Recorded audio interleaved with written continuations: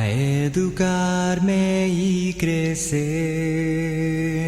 mis sentimientos con Hemos visto también el uso que se le da en la escritura. Hemos visto el significado en griego y en hebreo. Hemos visto las referencias en el libro de Nehemías, en el libro de Mateo, en el libro de Marcos, en el libro de Hechos. Hemos tratado de mirar de la manera específica, eso es, ya no hay ninguna pregunta al respecto. El día de ayer vimos, y el primer día vimos algunos de los requisitos generales, esto es, se requiere mucha humildad para poder entender y ir a la Biblia con el propósito no de encontrar lo que yo quiero que diga, sino de encontrar lo que Dios me está tratando de decir. Hemos visto también que se requiere no solamente una humildad de apariencia, sino una humildad de disciplina personal. Vimos también que requiere que uno sea objetivo. No vamos a la Biblia a encontrar lo que nuestros paradigmas que hemos tenido en nuestra vida espiritual o en la vida secular nos enseñan. Vamos a la Biblia para que la Biblia sea la que nos corrija y que posiblemente haga eurekas en nuestro razonamiento espiritual. Hemos visto también que una de las razones por las cuales la interpretación bíblica no se hace correctamente, y tal vez sea la razón más importante, es porque hay un conflicto de intereses. Cuando vemos en la Biblia, cualquier caso que tenemos nosotros, vamos hacia la Biblia ya con un prejuicio que queremos que la Biblia apoye nuestra forma de pensar, nuestra forma de actuar, o que favorezca nuestro juicio en cuanto a una situación, y hemos visto que no es la manera en que se maneja. Algunos de los conflictos de intereses que hay es posiblemente los familiares, tal vez algún hijo, tal vez yo mismo, tal vez mi esposa, tal vez mi primo, tal vez alguien en la iglesia. El otro que vemos es la parte económica. Tal vez si yo enseño esto, va a afectar mi salario, va a afectar mi honorario, va a afectar lo que está sucediendo, va a afectar mi negocio. Hemos visto también que puede ser también por ello, por alguna lujuria que uno tenga. Uno quiere que favorezca alguna pasión personal, entonces lo movemos de esa manera.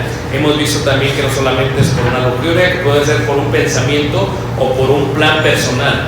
Quiero enseñar esto porque esto tiene que ver con de alguna u otra manera con el plan que yo tengo, con mi estrategia personal que la iglesia no sabe, pero que eventualmente voy a destapar. Entonces preparo a la iglesia para que cuando yo saque mi plan, pues entonces lo utilice. Entonces hay varias razones por las cuales se hace pues el conflicto, o se hace el conflicto de intereses. Hemos visto, si ustedes ven el libro de bosquejos, hasta la hoja número 4, hasta la página número 4, ahí es donde vamos, en la página número 4. Hoy vamos a continuar con la página número 5. Antes de continuar, recuerden, solamente quiero volver a repetir que la interpretación tiene como objetivo la salvación de nuestras almas. No estamos lidiando con un problema temporal, sino con un problema eterno, o con una solución eterna. Por eso es importante que sepamos interpretar correctamente las escrituras. ¿Y qué es lo que interpretamos? Pues en sí interpretamos la escritura. La escritura. Yo creo que todos saben lo que dice la segunda carta de Pedro, capítulo 1, versículo 20. Dice, entendiendo primero esto, que ninguna profecía de la escritura es de interpretación privada. Así que cualquier persona puede interpretar la escritura. No solamente una persona preparada, cualquier persona la puede interpretar si tiene realmente la misma palabra de Dios, porque se interpreta con la misma palabra de Dios. Porque nunca la profecía fue traída por voluntad humana, sino que ya vemos que Dios inspiró. Segunda carta de Pedro, capítulo 1, versículo 20. Dios fue quien la inspiró. Segunda de Timoteo, capítulo 3, verso 16, dice la escritura lo siguiente. Segunda de Timoteo, capítulo 3, verso 16, dice así la palabra de Dios. Dice así la palabra de Timoteo 3, verso 16, dice: toda la escritura es inspirada por Dios y útil para enseñar, para redarguir, para corregir, para instruir en justicia. Así que no se necesita más que la escritura para enseñarnos, redarguirnos, corregirnos e instruirnos. Eso es solamente necesario. Una persona no puede interpretar la escritura a menos que crea que la escritura es inspiración de Dios. sea, tenemos que tener convicción que esto es de Dios. Pero uno de los grandes debates que tenemos es si realmente esto es de Dios o no. Podemos cuestionar esa parte o no. Entonces tenemos que entender acerca de la escritura, de la inspiración divina, que son varios libros. Primero, el que va a interpretar tiene que tener un panorama bíblico, tiene que tener una idea de la Biblia, porque si no, ¿cómo la puede interpretar correctamente? Es como si alguien dice, voy a ver qué me quiere decir Dios el día de hoy, y toma su Biblia y de pronto la abra en el Evangelio de Mateo y dice, y Judas se ahorcó, y dice, pues me voy a ahorcar, porque ahí dice Judas se ahorcó. Entonces tiene que tener una idea general. Por lo tanto, hay ciertos reglamentos para esta idea. Por ejemplo, lo que significa el tiempo cronológico en la Biblia. El tiempo cronológico en la Biblia. Número 2, las edades en la Biblia. Número 3, los pactos en la Biblia. Número 4, las dispensaciones en la Biblia. Número 5, los tiempos de profecías y cumplimientos en la Biblia. Y así seguimos. Si una persona no entiende eso, tendrá un problema. Por ejemplo, si toman sus Biblias y la abren en Mateo, todos tendrán un título que dice el Nuevo Testamento. Pero el Nuevo Testamento, nos preguntamos qué significa la palabra testamento.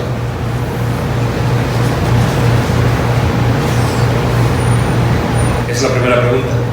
Y luego diríamos, realmente el Nuevo Testamento inicia con Mateo capítulo 1, versículo 1. Porque eso va a definir muchas cosas. ¿Sí me entienden? Entonces el intérprete tiene que tener un panorama bíblico. Primero, tiene que entender quiénes fueron los escritores de la Biblia. ¿Quiénes fueron los escritores de la Biblia? Moisés, por ejemplo.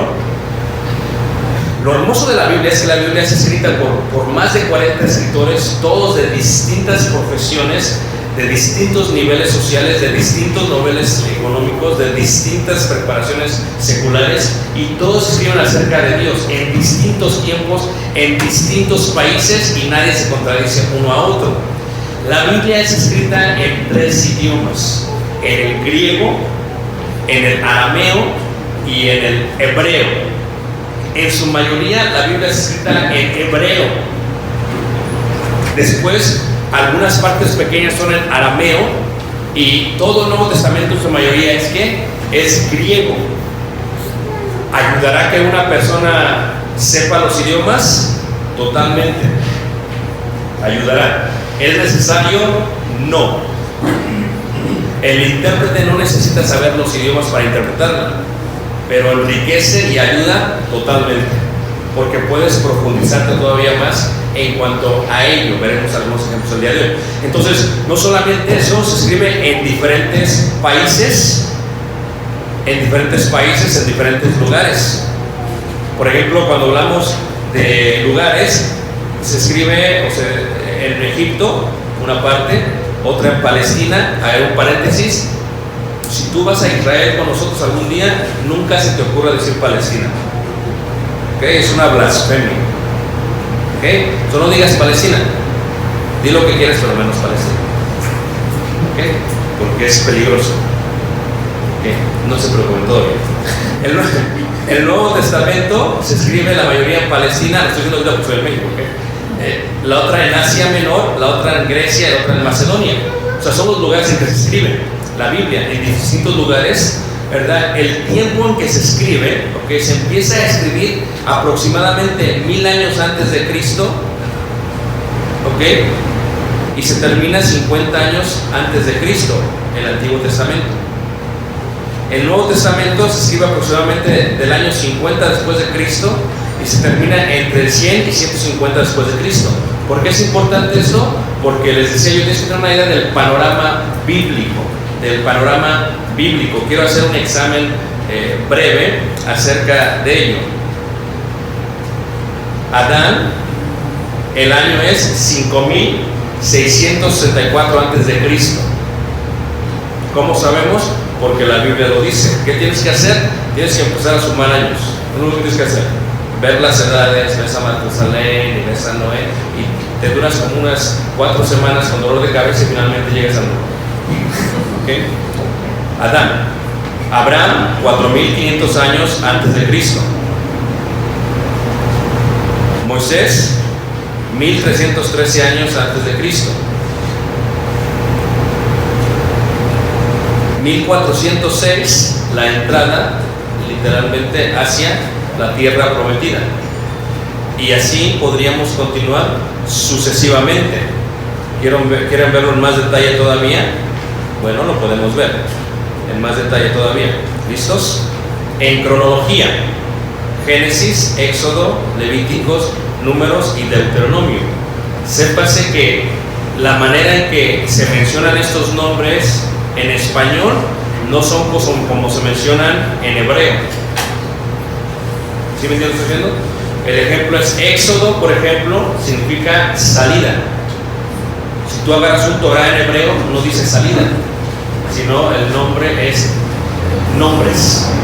Porque la primera palabra hebrea de los libros del Antiguo Testamento es la que se utiliza para mencionar el nombre del libro. En el caso, si tú ves, por ejemplo, el libro de Génesis, es principio, o en hebreo es Bereshit, sin ningún problema. Sería Bereshit. A ver, todos digan Bereshit. Si hablan hebreo, sí les digo que no hay mucho problema con eso. Y así sucesivamente. Entonces, los tiempos son importantes porque la pregunta que nos hacemos es: ¿cuándo se escribe uno? ¿Cuándo comienza uno? ¿Cuándo sucede uno?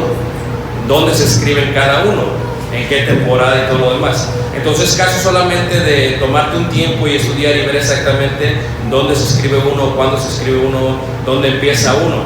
Las preguntas serían para ustedes: ¿es importante esto para la interpretación bíblica? ¿Qué creen ustedes, hermanos? Sí. ¿Por qué?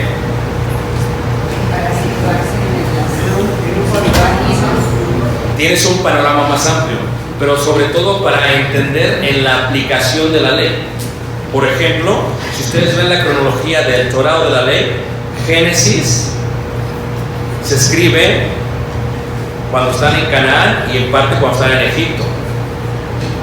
¿Entienden? La promesa tiene que ver con 1887 a.C.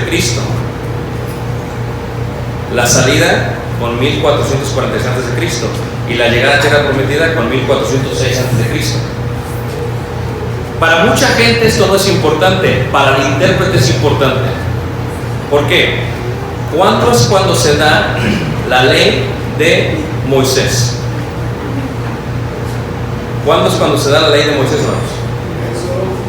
En Éxodo. ¿En Éxodo? ¿En qué Éxodo qué? 20, muy bien. Éxodo 20, hermano. ¿En dónde? En el monte Sinaí, el desierto del Sinaí. ¿Okay? ¿Por qué eso es importante? ¿En qué año? Más o menos, 1446 a.C. Entonces, ¿pero por qué eso es importante? Es importante porque cuando viene la ley de Moisés, entra en vigor una nueva ley para el judío. ¿Todos haciéndonos? Entonces, por eso es importante. Para dar más ejemplo de esto es: salen ellos de Egipto 400 años, otra parte dice 430 años en Éxodo capítulo 12.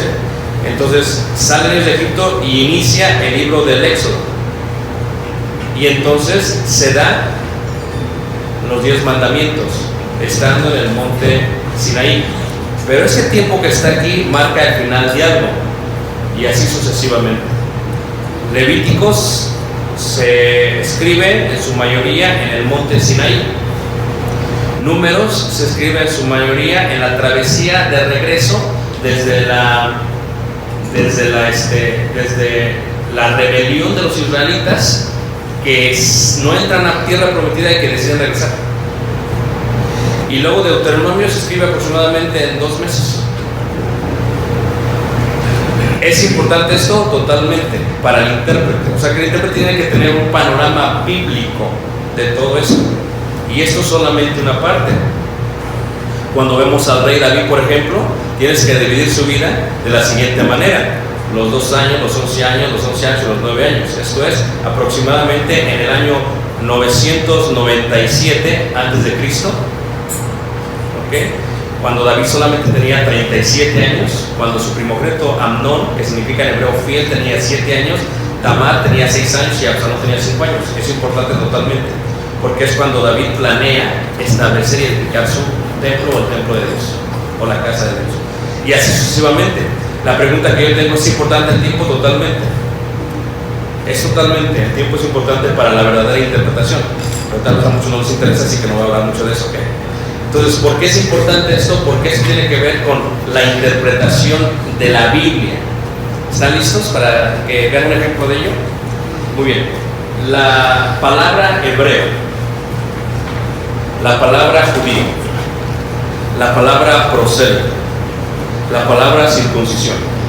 Levanten la mano, ¿quién las entiende para preguntarlas?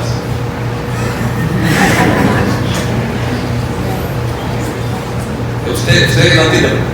Bueno, más o menos, pero no completamente. Entonces, si usted es la intérprete de la Armenia o la hermana, ¿cuál es el riesgo de no estar seguros? No puede dar una información correcta, no puede enseñar a otro. Y la escritura dice: procura presentarte como obrero ¿qué? Aprobado. El reto de la Armenia es: tengo un panorama bíblico y la idea es: lo he estudiado y lo puedo explicar. Ese es el gran reto que tenemos. La capacidad de las escrituras es importante. Otra pregunta sería: cuando yo digo la palabra escrituras, ¿a qué me refiero?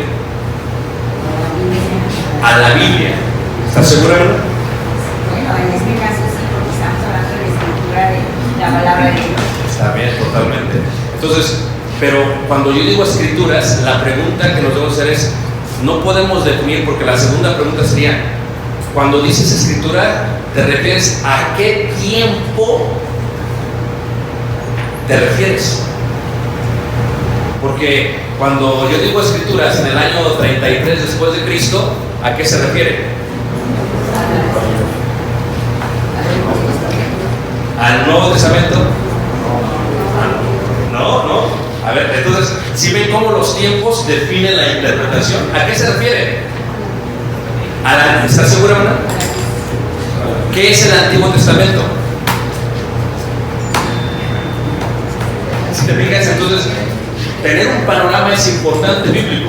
Cuando la palabra de Dios dice escrituras, se refiere a la ley, número 1, a los salmos, número 2, ¿ok? Y a los profetas, número 3. Vamos a verlo. Lucas capítulo 24, versículo, Lucas 24, verso 45. En Lucas 24, 45 ya se había muerto Jesús. Ya se había muerto Jesús. En Lucas 24, 45, el intérprete dice: ¿qué significan las escrituras? El intérprete contesta, el hermano contesta: ¿a qué tiempo te refieres? Me refiero a Lucas 24, 45. El intérprete dice: ok, si es en ese momento, esto es lo que significa. Entonces, ¿qué horas? 24, 45, que lo tenga lo puede leer. Entonces le abrió el entendimiento para que comprendiesen las escrituras. Muy bien, ¿ya se había escribido aquí Apocalipsis? No. ¿Ya se había escrito Apocalipsis? ¿Ya se había escrito el libro de Hechos? ¿Ya se había escrito Romanos? Entonces, el Armenia tiene una idea general, un panorama bíblico. La regla número 1 es: la iglesia de Cristo en la Madera debe leer toda la Biblia en el año 2018.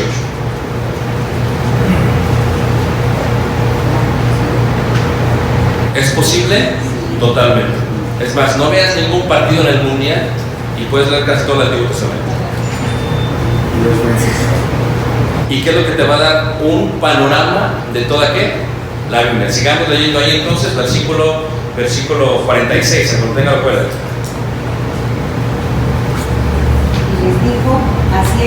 Cristo, y así fue necesario que Cristo padeciese y resucitase de los muertos al tercer día. Entonces, ¿qué son las escrituras? Versículo 44. Y les dijo, estas son las palabras que os hablé estando aún con vosotros, que era necesario que se cumpliese todo lo que está escrito en mí en la ley de Moisés, número 1, en los profetas, número 2, y en los ¿qué? Salmos, número 3. Eso son las escrituras. Y no solamente ello, veamos otra vez 2 de Timoteo capítulo 3, en el verso 16, veamos también 2 de Timoteo capítulo 3, verso 16, veamos, toda la escritura es inspirada por Dios. ¿De qué está hablando? Leamos el versículo 15. Pablo le habla a Timoteo, y que desde la niñez ha sabido las sagradas ¿qué? ¿De qué se refiere?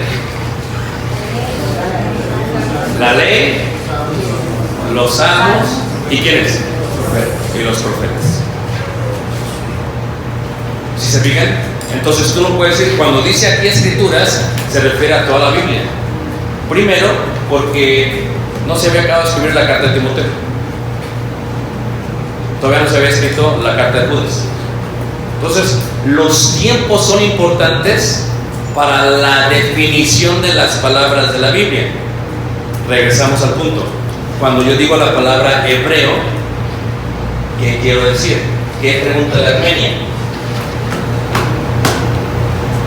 ¿Qué tiempo? ¿En qué tiempo?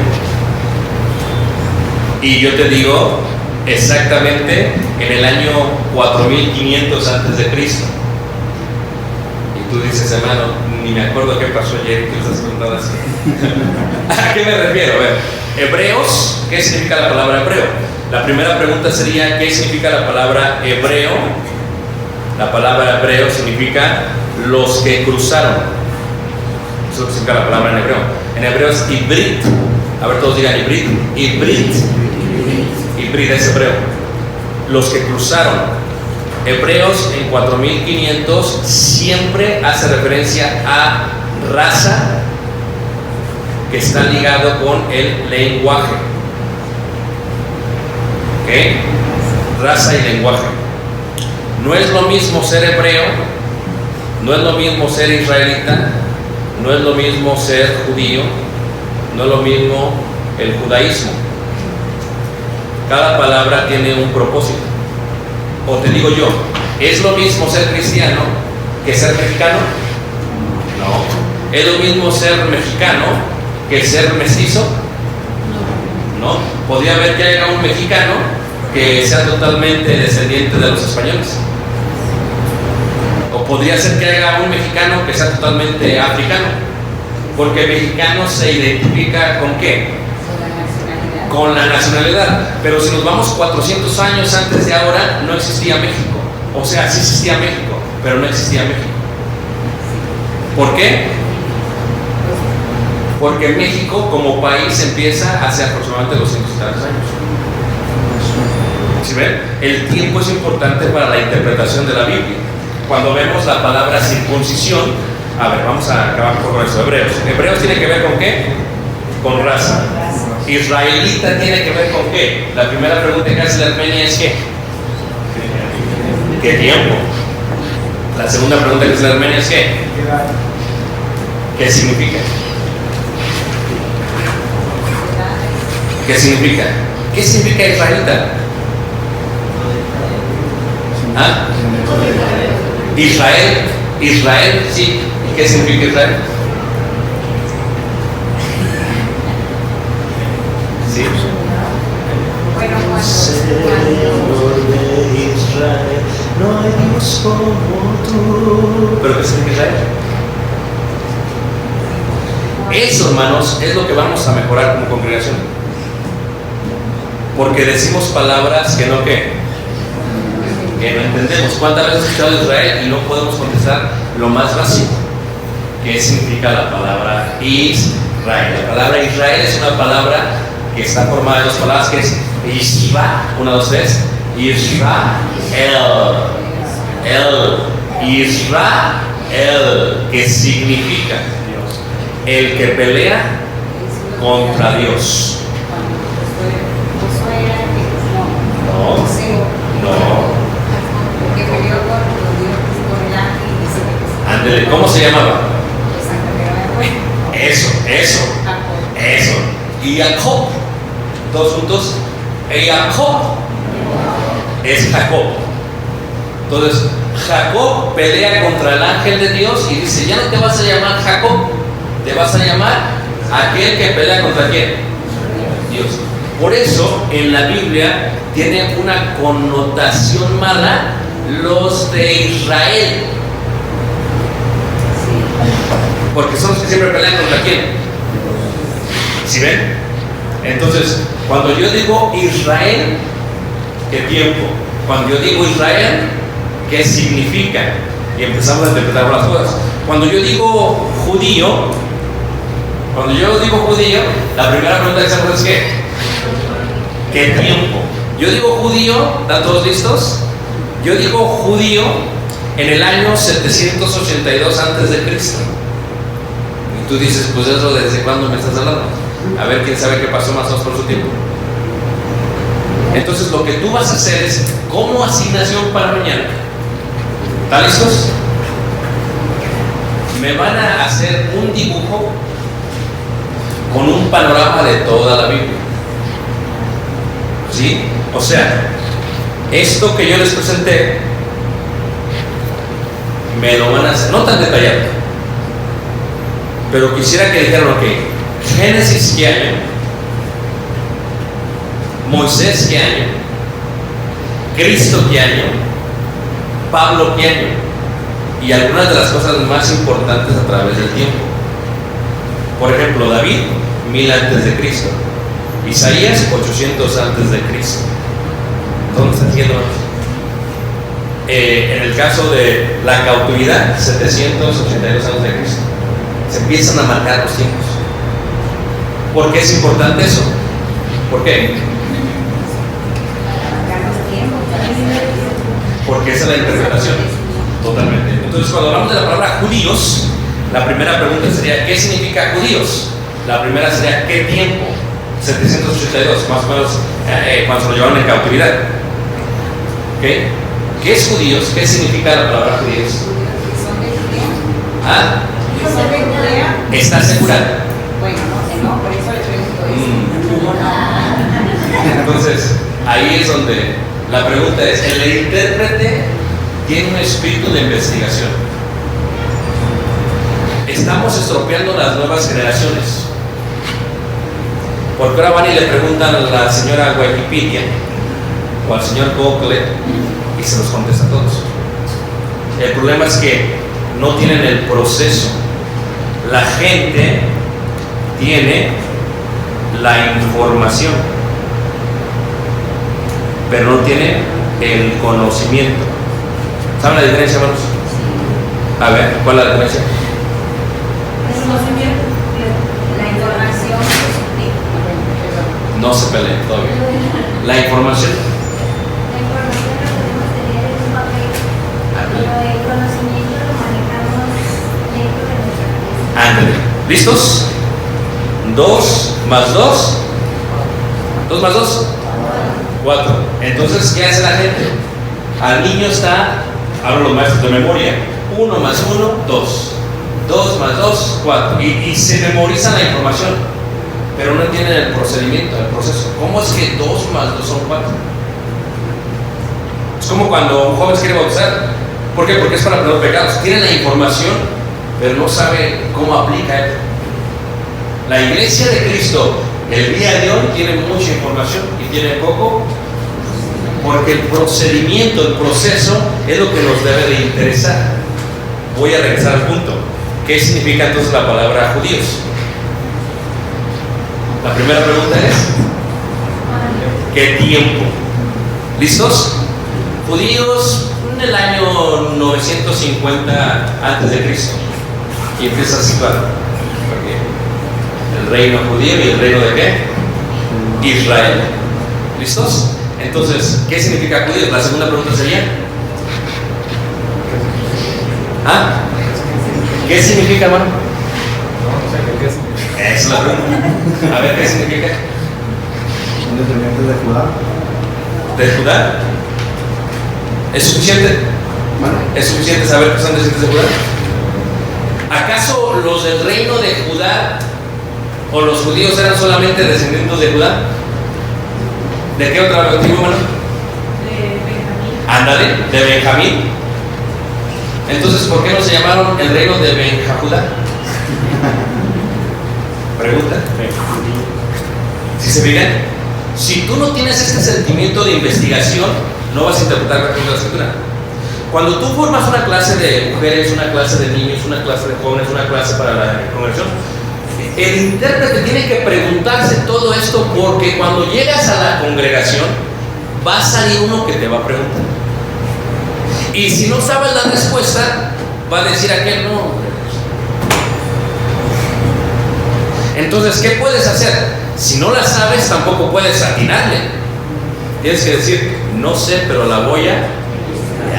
Ándale, no la voy a ir a buscar a Google.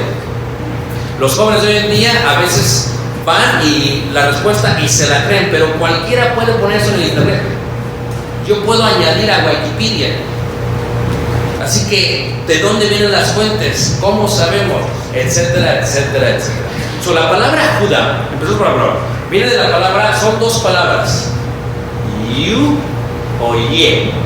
Ye, 1, 2, 3, ye. Toda, 1, 2, 3, toda. Toda, así como toda. Toda, que en hebreo significa gracias. Toda es gracias. Ye es alabar a Dios. De ahí viene la palabra Jehová. Ye. Yedá. Los que alaban a Dios dando gracias con sus manos. ¿Listos? ¿Por qué? ¿Por qué se les llamó a los del sur, los de Judá, y a los del norte de Israel? ¿Por qué? Y la pregunta sería, ¿es importante saber?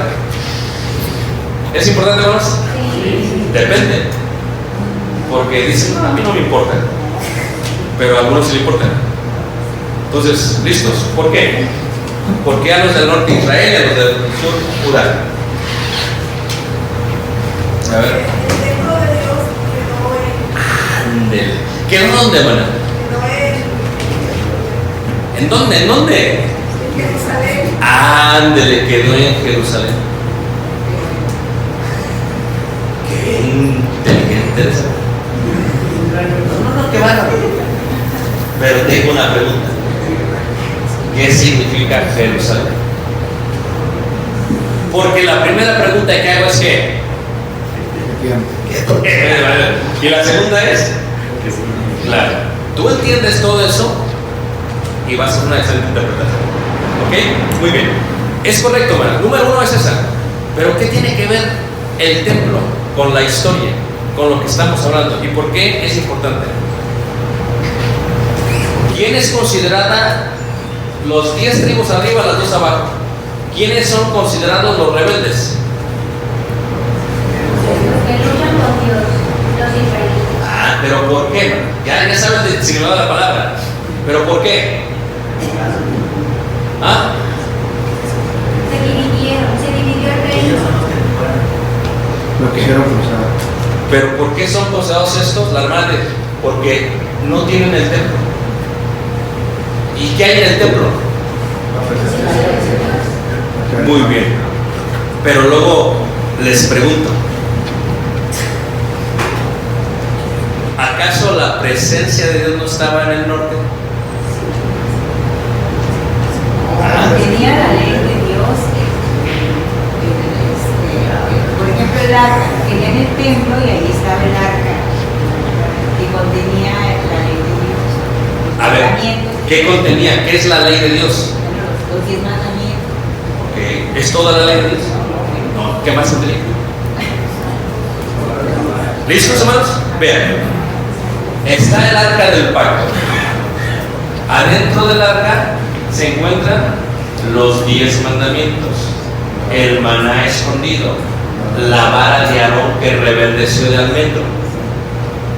Al lado del arca se encuentran los rollos del Pentateuco. ¿Sabían ustedes eso? Entonces, si tú te vas al norte, te alejas de la ley de quién? De Dios. ¿Dónde vas a adorarle a Dios si no tienes el templo? Entonces dijo el rey bueno, vamos a hacer nuestro templo nosotros. Vamos a buscar nuestro monte, nos hacemos nuestro templo, y encontraron el monte Samaria y establece su propio templo y hacen templos o altares en todos los lugares altos. Entonces, ¿dijo Dios que adoraran en Samaria? No. Entonces son Israel, porque siempre están peleando contra qué. Pero los judíos están adorando conforme Dios qué quiere. Por eso es importante, porque los verdaderos israelitas, según Pablo, no son solamente los que se dicen ser israelitas por genealogía, sino los que tienen la ley grabada en donde. Por eso, cuando vemos la escritura, el hermenio tiene que tener una idea. Cuando decimos judío, ¿qué tiempo? ¿Qué significa? Y cuando decimos judío, la otra palabra que nos tenemos que dar cuenta es judío, tiene que ver con la palabra judaísmo. Los que guardan la ley de quién? De Moisés. Y luego viene otra pregunta. ¿Todos los judíos son israelitas? A ver, hermano Fernando, ¿todos los judíos son israelitas? No es tan complicado, ¿no? ¿Están seguros? Todos. La primera pregunta que nos hacemos es que no se les olvide, hermano. No se les olvide. ¿En qué tiempo? ¿Listos? En el 1406 a.C. ¿Todos los israelitas son judíos?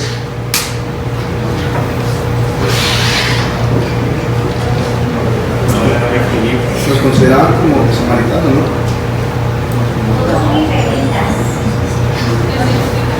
No, esa no fue mi pregunta. Mi pregunta es: ¿todos los judíos son israelitas? No, ¿qué tiempo? 1406. No, ¿por qué? Todavía se separaban. En 1406 apenas se declaró, digamos, el pueblo de Israel. Entrando a tierra qué. Reitero, ¿todos los judíos son israelitas? No, ¿por qué? Porque cuando uno contesta no, uno está dando la información. El seminario de hermenéutica lo que hace con ustedes es: espera un poquito, yo quiero tener el procedimiento. La hermenéutica es el procedimiento de esa información. Yo quiero entender por qué. Y eso lo estamos enseñando en un ejemplo. Vamos a hacerlo práctico después de que hagamos esto. Pero la pregunta que regreso otra vez más es: ¿todos los judíos son israelitas en el 406? El hermano dijo que no. La pregunta que hago es que ¿por qué? Y para tener el conocimiento, hay un reglamento en la hermenéutica que tú te vas a preguntar 5 veces ¿por qué? ¿Por qué? ¿Por qué? ¿Por qué no son todos? Pues porque quién sabe. No, espérate, hermana, ¿son todos? No, porque ¿Por? salieron de Egipto, Ándele. ¿Y los otros? del pueblo de Israel. O sea que son dos hebreos ¿Y qué? y judíos.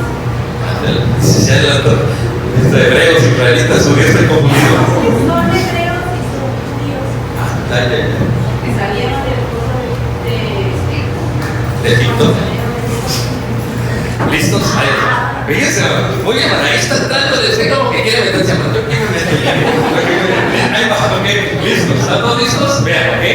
Es un taller de hermenéutica, ok. Hebreo tiene que ver con raza. Judío tiene que ver con religión. El judío es aquel que guarda la ley de Moisés. Cuando entraron a la tierra prometida, todos los que entraron eran israelitas. La respuesta es no. ¿Por qué? Porque no todos eran descendientes de las 12 tribus, sino que cuando salieron de Egipto se llevaron algunos que no eran naturales, sino que eran extranjeros. Tú llevas a todos los israelitas, los 600,000 que van saliendo de Egipto, sin contar las mujeres y los jóvenes, los niños, y de pronto uno por ahí dice: yo también me voy. Yo me voy, y ahí va. Y yo también me voy, y ahí va. Como cuando te invitan a una fiesta.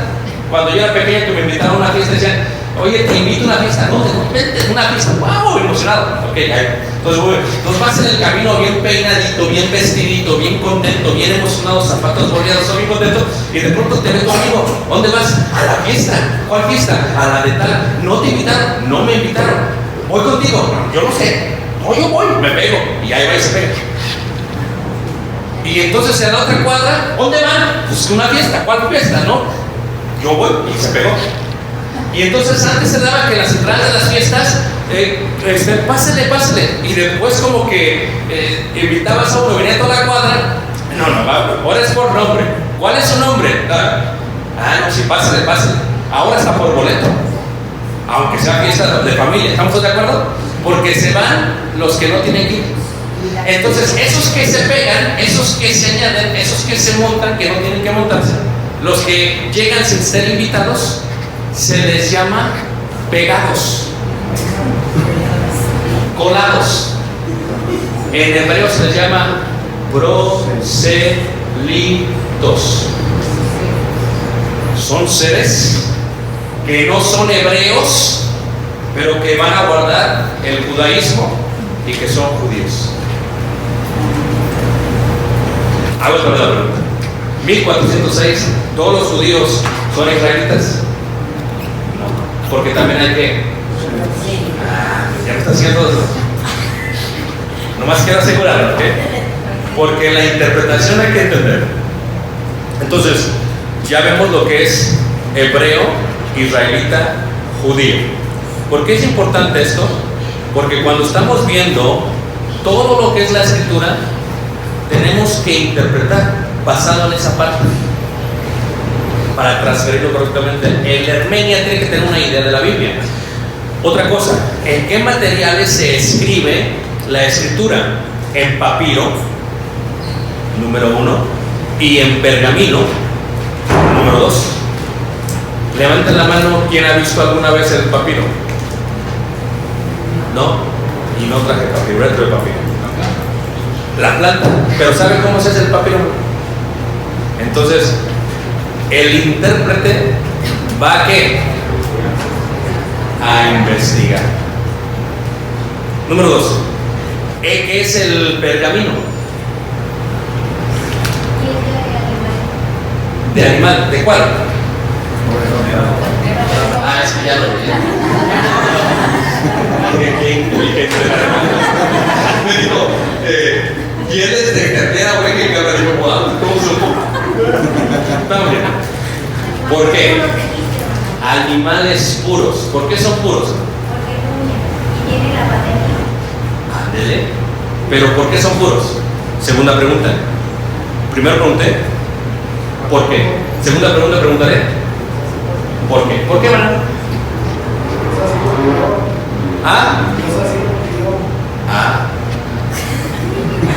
La tercera pregunta es ¿qué? ¿Por qué? Eso es importante, hermanos. ¿Por qué, hermano? Por su voluntad. ¿Por qué? Entonces, los que tenemos la información decimos, porque así quiso Dios y ya cae de la boca. Pero la Hermenia dice, no.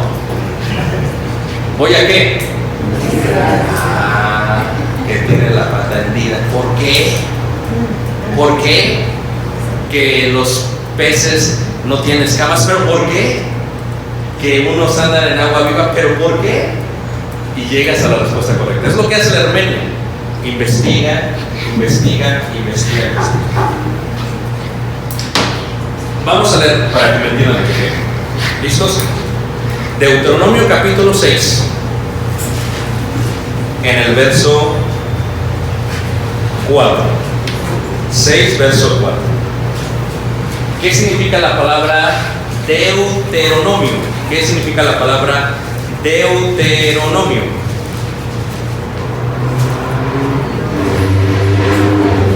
¿Ah? No, está hablando en griego. Deus es Dios. No, Deuteronomio no es Dios, no. Porque Deuteronomio se escribió en qué? ¿En qué se escribió Deuteronomio?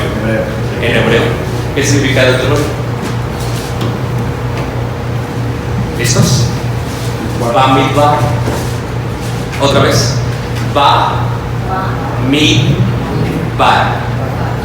Bamidbar. Y el Herménias, ¿qué pregunta? ¿Qué significa? Esto no es una hermenióloga. ¿Listo? Significa hacer una copia de la ley o repetir la ley. Y la próxima pregunta es ¿por qué? ¡Wow! ¿Listos? Porque los hijos, los judíos, los israelitas y prosélitos, antes de entrar a tierra prometida, dice Moisés, les voy a repetir la ley, porque hace 39 años se las dije al pueblo en el Sinaí, pero ustedes son la nueva ¿qué? Y no la han escuchado. Se las voy a repetir. Deuteronomio es la repetición de ¿qué? ¿Y cómo se dice en hebreo? Bamidbar. Porque Torah significa ¿qué? La ley. ¿Y la ley es qué? Los 5 libros. ¿Qué son cuáles?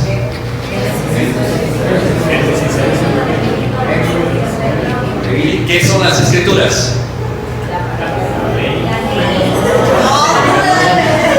¿Qué son las escrituras?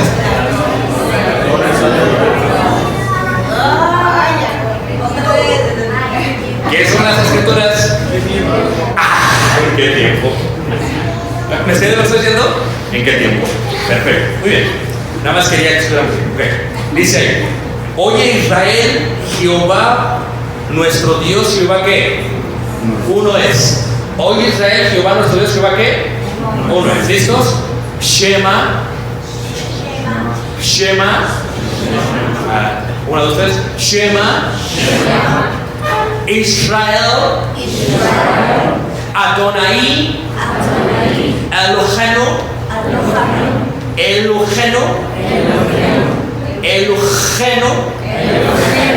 Adonai. Echad. ¿Ya hablan hebreo? Oye Israel, Jehová nuestro Dios, Jehová uno es. 5. Y amarás a Jehová tu Dios de todo tu corazón, de toda tu alma y con todas tus fuerzas. Y estas palabras que yo te mando estarán sobre tu corazón y las repetirás a tus hijos. Hablarás de ellas estando en tu casa y andando por el camino y al acostarte y cuando te levantes, y las atarás como una señal. Como una señal en tu mano y estarán como frontales entre tus ¿qué? Ojos, entre tus ojos. ¿Listos, hermanos? ¿Qué quiere decir eso? ¿Listos? Vamos a leer Mateo, capítulo 23, en el verso, Mateo 23, el último sermón de Jesucristo, Mateo 23, en forma pública, versículo, según se registra, 23, versículo 5, el que lo tenga lo puede ver. Antes, haz todas tus obras para ser vistos por los hombres, pues ensanchan sus filacterias. Hasta ahí. ¿Ensanchan sus qué? Filacterias. A ver, hermano. La primera pregunta que hacemos es: ¿qué son filacterias? La segunda pregunta que hacemos es: ¿qué? ¿En qué tiempo? En Mateo 23. O sea, aproximadamente por el año 32 después de Cristo. La tercera pregunta que hacemos es: ¿qué significan las palabras qué? ¿Usted sabe qué son filacterias?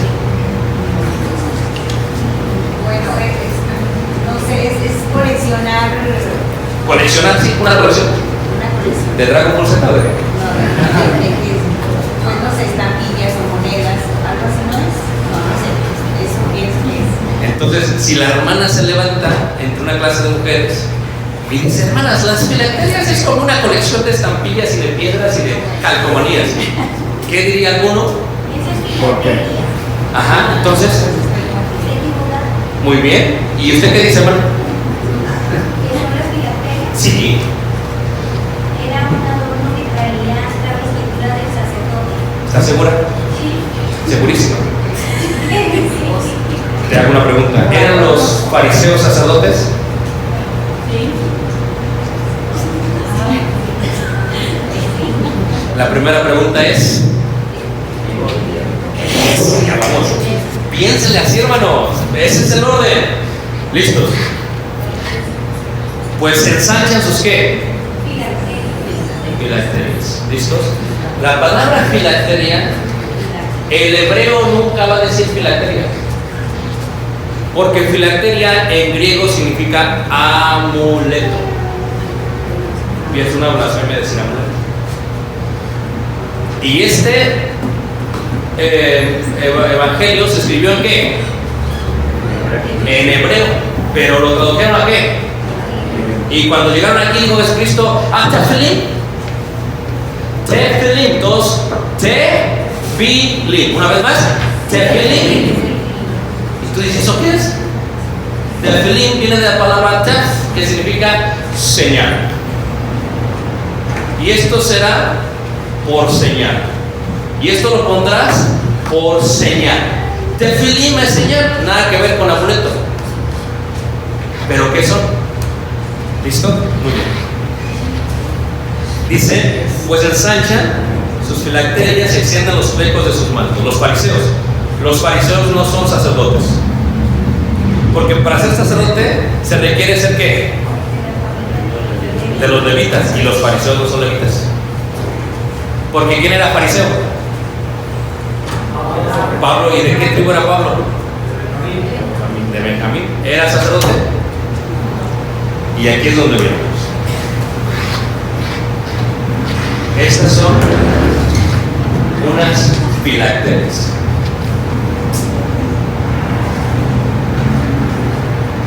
Estas son unas filacterias judías que los judíos Se ponen la cabeza. utilizaron desde la entrada de Israel a tierra prometida. Hasta el día de hoy lo utiliza el judío. Y Jesús las utilizó. ¿Sí? Totalmente. Y está basada en Deuteronomio 6, versículo 4. Esto que está aquí, hermano, esto lo compré yo en Jerusalén. Esto lo hizo un escriba. Una de estas es un dineral. Estas no las voy a arreglar. Estas no, porque las uso para las clases. Y tú dices, ¿y qué es esto? Y son dos. Primero, cuando tú la abres, aquí adentro se encuentran 4 cajitas. Y adentro se encuentran porciones de la Biblia. ¿Sí me entiendes lo que estoy haciendo? Esto está hecho de piel de carnero. Y esto está hecho también de piel. ¿Cómo me están siguiendo? Okay. La pregunta sería, ¿por qué son qué?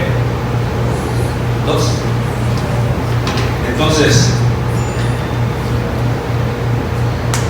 lo que se hace el judío, ¿ustedes saben cómo se las ponen? ¿No? ¿Nunca habían visto unas filacterias? Entonces no se puede decir cosas así. Porque pues entonces... De los 2 brazos,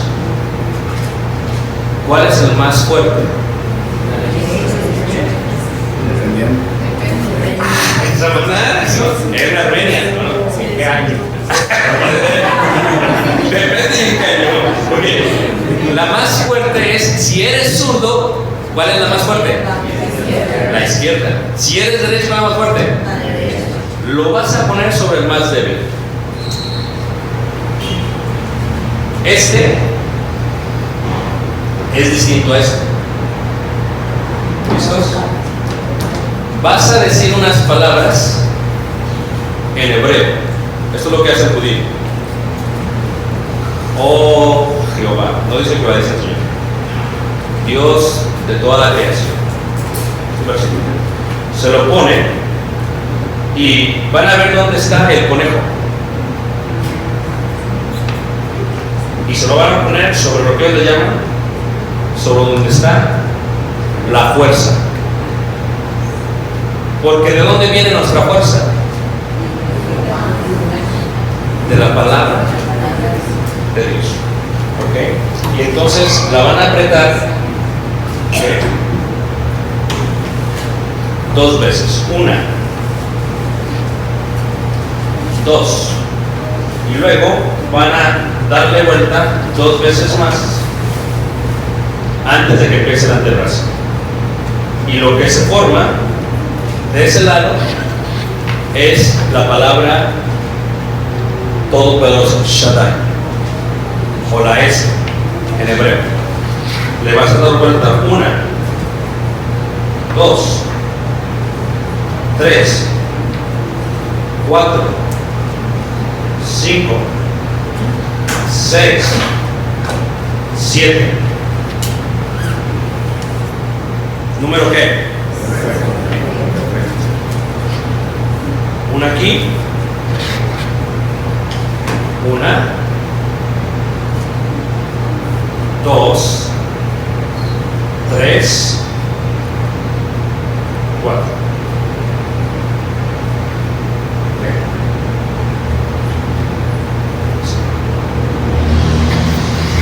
Esta es la del brazo. Luego, la de la cabeza.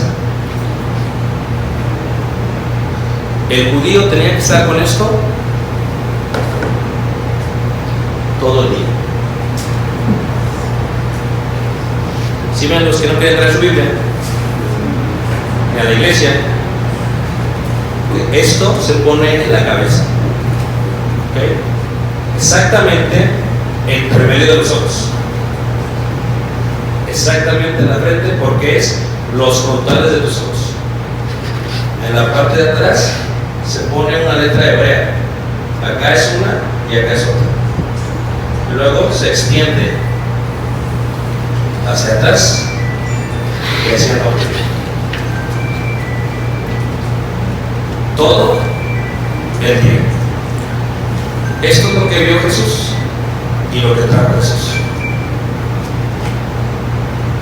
¿Listos? Ahora, dice aquí, pues ensanchan sus filacterias. Ellos hacían esto más grueso para que se viera que más todavía. Pero la pregunta es, ¿por qué hacían esto? Pero esto antes de ponerlo una oración, después de ponerlo otra oración, después de poner esto otra oración. Era un proceso diario. Esto es lo que quiere decir Proverbios cuando dices: las atarás a tu corazón. ¿Quieren ver un versículo que habla de esto? ¿Listos? Salmo 137. ¿Qué es lo que estoy enseñando? En una forma visual. Una vez que ustedes han visto la filacteria, nunca se les va a olvidar. ¿Y cuántas veces han escuchado esta parte de Mateo? Lo que escuchamos siempre es generación de qué? De víboras, pero no entendemos por qué. Ahorita voy a explicar eso, lo que significa. Esposo las lágrimas. Normalmente no vamos a cargarlas, pero las traigo para mostrarlas por otras. Fíjate, dice ahí, 137, en el versículo 5. El que lo tenga lo puede. Memorable de ti, oh Jerusalén, vieja y diestra destreza. Mírame, ¿quién lo leyó? La primera pregunta es que no lo miren a mí, no. ¿Sabe qué significa eso? Porque vamos a utilizar la que hermenéutica. ¿Listos? Si me olvidare de ti, ¿o qué? ¿Qué significa eso? ¿Qué significa si me olvidare de ti, o qué? Jerusalén. ¿Qué significamos? ¿Listos? Adentro de la cabeza, desde la cabeza, tiene 4 compartimientos. Las referencias, los versículos que tienen son Deuteronomio 6:4, Éxodo 13:1 al 10, Éxodo 13:11 al 16 y Deuteronomio 11:13 al 21, que para el judío son los versículos más importantes del Antiguo Testamento. ¿Ok? ¿Listos? Eso es lo que tiene aquí. Así es como se ve adentro. 4 compartimentos, ¿los ven? 1, 2, 3, ¿qué? 4. ¿Sí se fijan?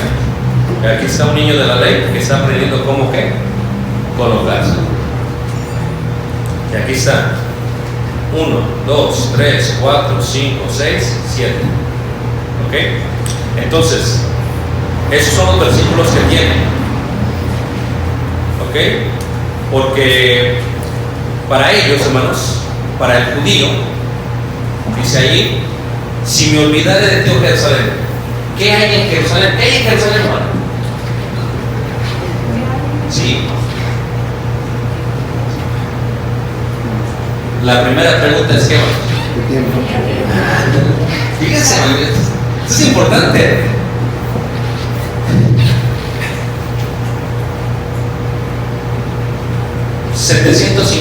$780 antes de Cristo. Por eso me van a hacer para mañana. Ok, mañana es día del Señor y no me digan, no vine, hermano, no quise venir. Y la quiero dibujar. Y aviéntense esta noche. Porque yo voy a cenar, pero ustedes van a qué? Amén. Y no digan, yo la traté de hacer, pero no tengo que hacer, no. Porque el que estudia la Biblia se tiene que preparar. ¿Listo? 750. Ok. ¿Qué hay en Jerusalén? A ver, el templo. ¿Qué hay en el templo? El arca del pacto. Bueno, ¿qué el tiempo? atrio, Ándele.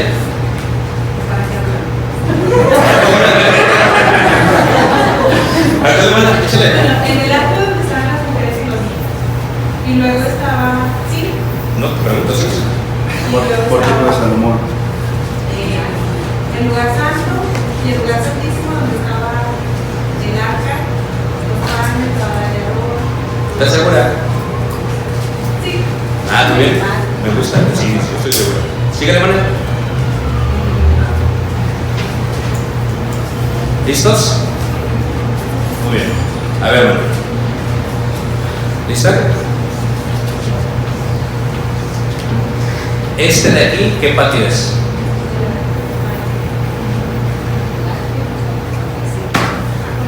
Este. Pórtico de Salomón. Es el atrio ese. Atrio es patio. ¿Qué patio es, hermano? Hermenias. Las mujeres. Hermenias. ¿Cuál es el Hermenias. ¿Cuál es el norte y el sur? ¿Cuál es el norte y el sur? Ah, ok. Bueno, me salió política la verdad. Norte, sur. Ok, oeste, este. ¿En qué tiempo, hermano? Tiempo de Salomón, 750. ¿Qué patio es ese?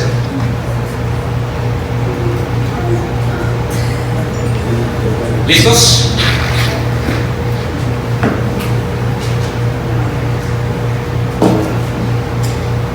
Este es el patio de los prosélitos.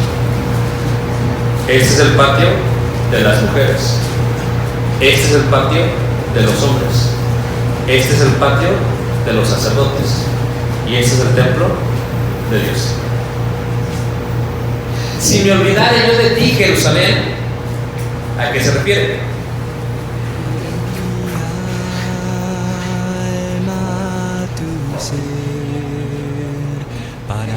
educarme y crecer, mis sentimientos conmover.